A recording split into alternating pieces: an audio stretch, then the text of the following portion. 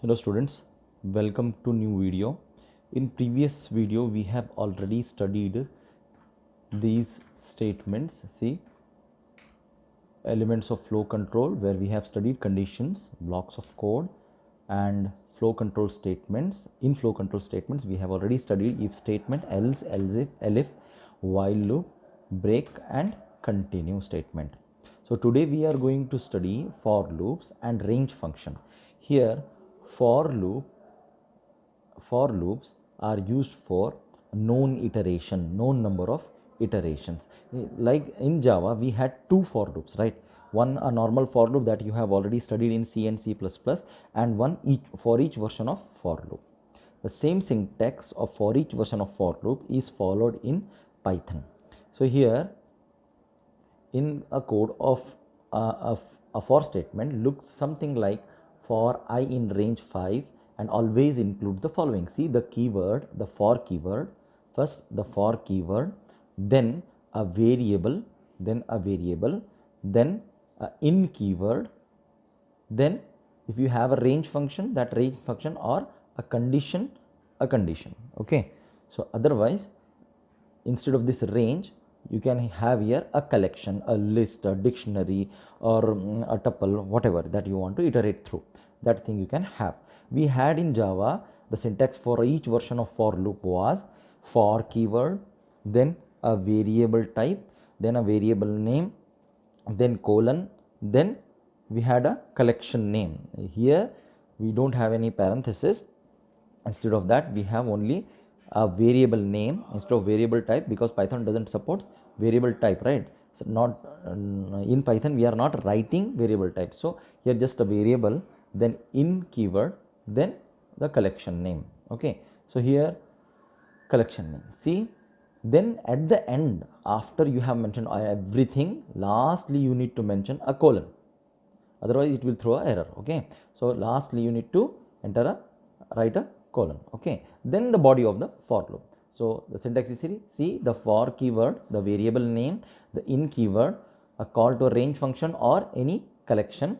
Okay, a colon, then starting on the next line an indented block of code, that you want to process. Okay, so we already know what is a for loop and how it works, that we have already studied in Java. So we will study here a range function. Okay, so range function has, actually it can take one argument, two arguments, or it can take three arguments. If it takes one argument, then it will, suppose you have typed a range of 5, so then it is going to count from 0 1 2 3 4. Okay, 0 1 2 3 4. Now if you have two arguments, where in this two arguments will be, first one will be the start, which is inclusive means included, and last one will be the end, which is exclusive, which is not included. So here from 12 to 16 means 12, 13, 14, 15. Okay, then we have three argument range function. In this, the first argument will be the start, second argument will be the end. Okay, third argument will be the step size. Okay, step size. So if I just copy this code and print in your ideally,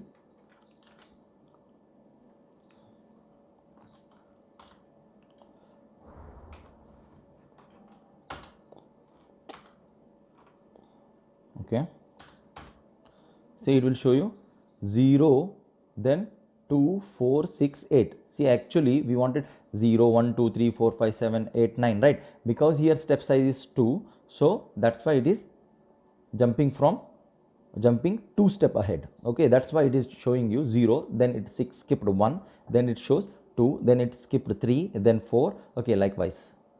Okay, so if you write here, instead of this 2, instead of step size 2, if you write here -1, see here step size is -1.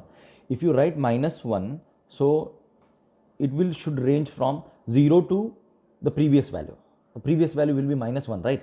So but you have mentioned a range 0 to 10, so it will not go from 0 to 4 6. So you need to reverse it. If you have a -1, then you need to reverse this one. Here you should have 10, and here if you have 0, so it is going to print 10 9 8. See here, it's going to print 10, 9, 8 up to 1, because end is exclusive, right? If you write the same code in a reverse manner, see, if you write the same code here, but this time instead of -1 you have -2, so it is going to print 10, 8, 6, 4, 2.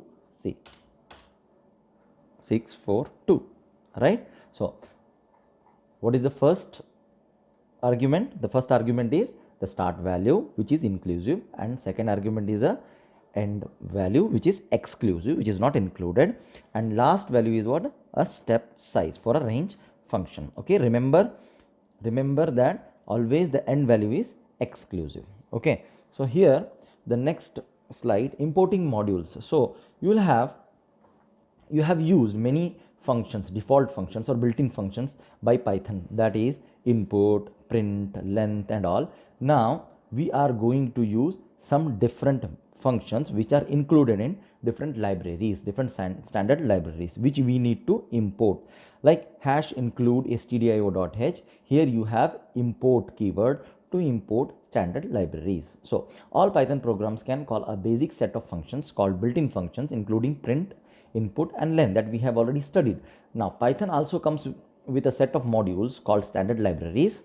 Each module is a Python program that contains a related group of functions that can be embedded in your programs. See, these standard libraries contains many built-in functions that you can use for your purpose, to solve your problems. Okay, before you use that functions, you need to import those libraries. So for importing those libraries, you need a import keyword. For example, the math module has a mathematics related function, the random module has a random number related function, and so on. So before you can use these functions, what you need to do, you need to import these modules. So how to import the modules? In a code, an import statement consists of following: first the import keyword, then the name of the module, what you want a module that you want to import, then optionally more module names as long as they are separated by commas. So multiple modules you can import using import keyword. So let me show you one example here. Here we have, see, before that in the textbook we have this example. See,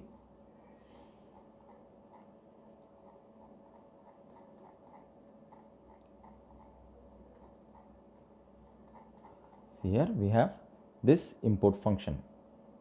See, import random for I in range of 5. 5 means what? How many iterations? 5 iterations it is going to perform. Now random module you have imported. Random module have a function called random int from 1 to 10, where 1 is also inclusive and 10 is also inclusive. So it is going to generate a number which is in between 1 and 10, where 1 and 10 are inclusive. Okay, so and this random int function is actually defined under random module. So to use that function, what you need to do, you need to have a random module name, a module name dot operator, then a function name, then the arguments that you want to provide, that arguments you have to provide. Before you use the functions, you need to import the module. So import is very easy. See, import keyword, then a module name. So if you want to import multiple modules, at that time just separate it, comma, then some modules. Let me show you this example. See, let me create a new file in this. I'm saving this one. Okay, so first let me save it on the desktop as practice.py. okay, then let me run it. See, here we have 5, 6, 2, 3, 10. So it has generated 5 random numbers because our range was 5. Okay, see here, before you use this function, if you are not importing this statement, what is going to happen? See, I'm making this as a comment now. Let me save it. If you run this code, it is going to throw you an error because see, random is not defined. So this proves that you need to, before you use a function, you need to import it. Okay, if you want a multiple module, so just math. Okay, see the module names separated by comma, that we have already seen here. Optionally more module names as long as they are separated by commas. Okay, it's very simple. Now even though you can use, instead of import, you can use from import statement too. See, from import star. See, instead of this import statement, if you have used here from random import star, at that time here you need not to use random dot random int 1 to 10. Okay, so just function name, just a function name is enough, and it is going to work as a charm. See, 96821. Okay, so what if we write, sir, what if we write random dot random int 1 to 10? What if? See, let me show you. It is going to throw you a error. Okay, error. So if you are using this type of syntax where you are using from keyword, then a package name, a module name, then import, then star. Star means import everything. So at that time you need not to mention the module name when you are calling to a function. Okay, but this has a disadvantage. Maybe we will have a function called random int in our code. At that time, if you use just a import statement, then it will differentiate that this random int is from a random package and another random int function is from a local code. Okay, so better to use import instead of this from random import statement. Okay, so after that we have ending program early with system.exit. Suppose if you have end up with a code where you want to exit your program. Okay, so if you don't want to continue your program, at that time we can use system.exit function. Here, how to use it? Before you use it, you need to import a sys module in your program. Import sys. So while true, see here it is a infinite loop. Then if you want to exit, just you need to use sys.exit function. Sys.exit function. In this print, see, in this piece of code, what we are trying to do, we are creating here infinite loop, and in this print statement we are just giving a message that type exit to exit. Means if you want to exit, at that time you need to just type exit, exit. Okay, other than exit, if you have anything, it is not going to exit. It is going to show you that you typed this. Okay, let me execute this code. See here, let me execute this one.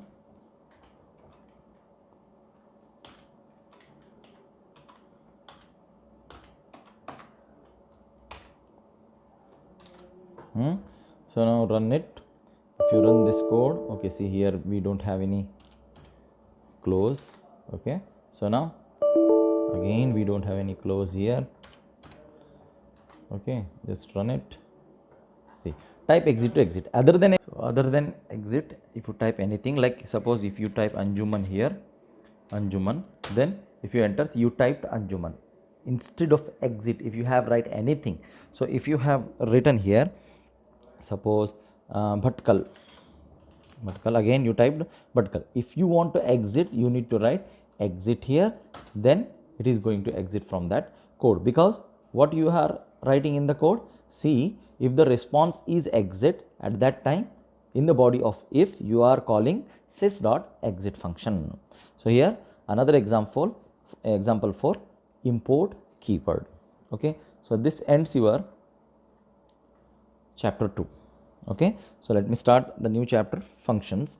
In this we are going to study how to create your own functions, how to pass arguments, and what are the scope of these arguments. Okay, so first one here in this, a function is like a mini program within a program. That all of you know that you have already created methods of functions in Java as well as in C++. Okay, so here a function call is just a function's name followed by a parenthesis, possibly with some number of arguments in between the parentheses. See, if you want to create a function in Python, you need to use a keyword called def, then a function name followed by parenthesis. If it has arguments, then arguments separated by commas, then a semicolon, not a semicolon, sorry, a colon. Then in a body you should have an intended code.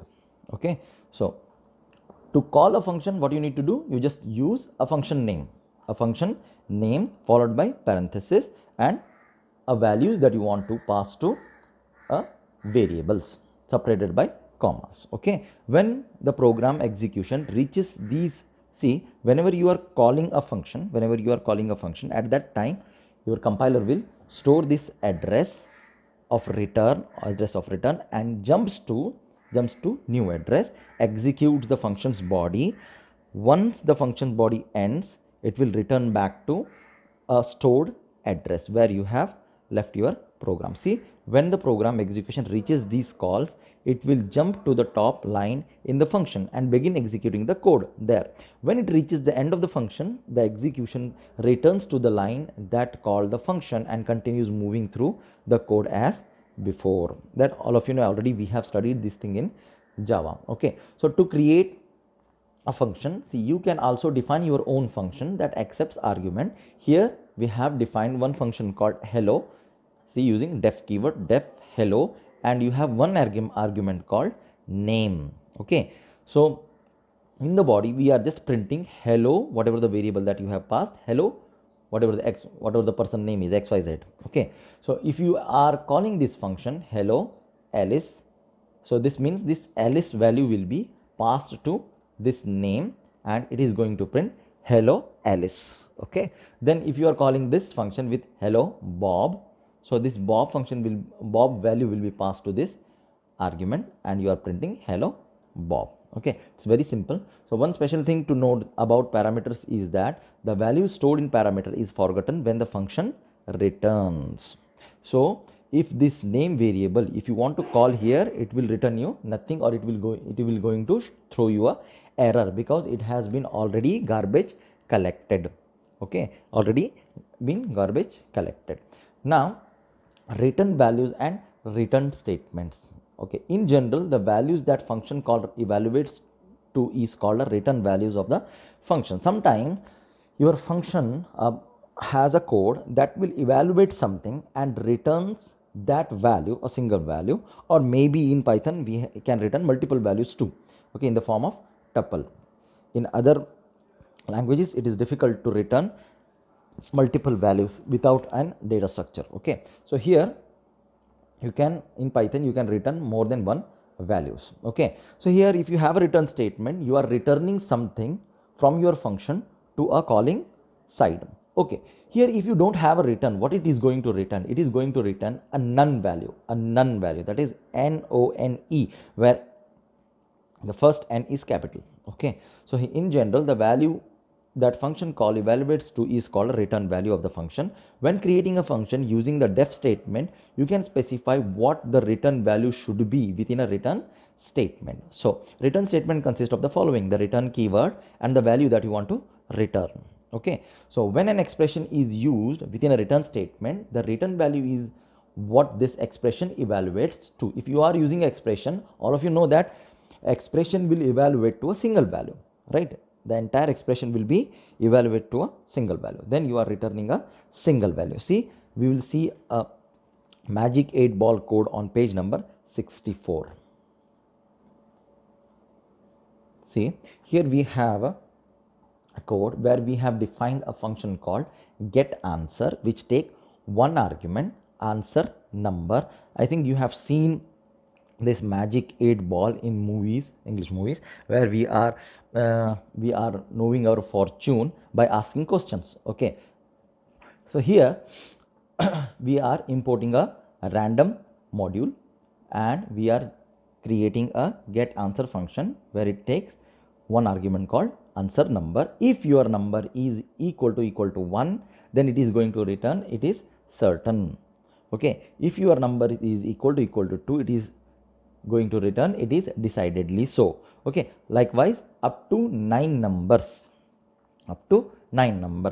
So here you are having a variable called r is equal to random int 1, 9. See here 1, 9, the start and the end both are inclusive. Okay, see, only in range function the start is inclusive and end is exclusive, but in random int function the start is also inclusive as well as the end is also inclusive. Okay, so what you are doing, it is going to generate one random number and you are storing that random number into R. Then this R you are passing to get answer method. Suppose it has generated 4 or 5. Suppose it has generated random number 5. Okay, see, so R's value is now 5. That 5 you are passing to get answer function. Then this will call this get answer function and it will evaluate to this one, elif answer number is equal to 5, and it is going to return ask again later. Once this condition is satisfied, rest of the code will be skipped, right? And it will return here and it will store into a variable called fortune. Then you are displaying the value of this fortune, and the value is what? Ask again later. Okay, ask again later. So this is what the example of your return statement. Okay, return statements, you can return values. Here in Python you can return multiple values by separating, by using a comma to separate these values, that we will see in upcoming chapters. Okay, so here suppose you don't have any return statement, in your function, then automatically it is going to return a none value. See, that we are going to see here, the none value. In Python there is a value called none which represents the absence of a value. A question that you can ask, right? See, suppose, sir, if I have written one function which doesn't have any return value, at that time, see, at that time it is going to return none. Then who is going to write the return statement? Python is going to write the return statement attaching at the end that you don't know. See, here in Python there is a value called none which represents the absence of the value. None is the only value of none type data type. So none is of type called none type. So none's data type is what? None type, means actually it is a class and the object for that class is none. Okay, see here the print function displays text on the screen, but it doesn't need to return anything in the same way length or input does. See, print function doesn't returns anything. The print function doesn't returns anything. Like length will return the length of the string, right? Length of the collection or whatever it is. So input will return the input entered by the user in the form of string, right? Like these functions, the print will not return any return value. See, if you just write like this, print hello, and what it has returned, if you want to see spam is equal to print hello, so what spam contains? None. See, none is equal to spam, true. Let me show you. See here, if you just have print spam, or I will take a is equal to print, like print AITM, it is going to print AITM, but what a contains now? None is equal to a contains none, yes, true, it is going to show true. Okay, now see, behind the scene Python adds a return none to the end of any function definition with no return statement. If you have a function which doesn't have any return statement, at that time the Python is going to add a return statement to your function. Okay, to your function. Here at that time what it is going to return? It is going to return none. Okay, like print. So value print returns none. Okay, so here in this also, if you use a return statement without a value, if you have just a method called get something, okay, def get something, then no arguments, then colon, then you have written the body, then you are writing just return keyword, and the value that you want to return you have not typed, just you have left like this and you have run the code. At that time also it is going to return none. See, if you use a return statement without a value, that is just a return keyword by itself, then none is returned. Okay, it's very simple. Now we'll see keywords in a print function. Okay, the most arguments are identified by their position in the function call. See, read this sentence, it is very carefully. See, most arguments are identified by their position in a function call. See here, the function call random dot random int 1 to 10 will return a random integer in between 1 and 10, where 1 and 10 are inclusive, because the first argument is low end and the second argument is the higher end. Okay, if you write like this, random dot random int 10 comma 1, here at the lower end you have a highest value, and at the higher end you have lowest value, it is going to throw you a error. So here it is identifying the position of the argument, So see here, the printf functions, it will take three parameters. First one is the string that you want to print. Second, the parameter, that is an optional parameter, that is called end, and a separator. See, we'll study this one. So first one, just a string, print hello, print world. It is going to print hello world. Let me show you. See, print just hello. Okay, then print world. Okay, sorry, method name, say print world. Okay, now instead of this, if you have used print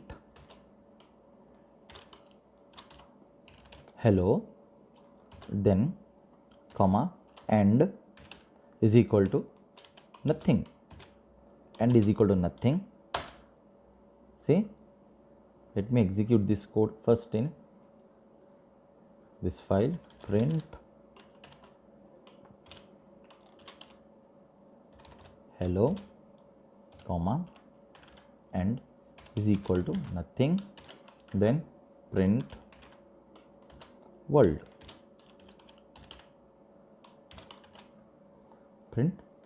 okay. It is going to print hello world on same line.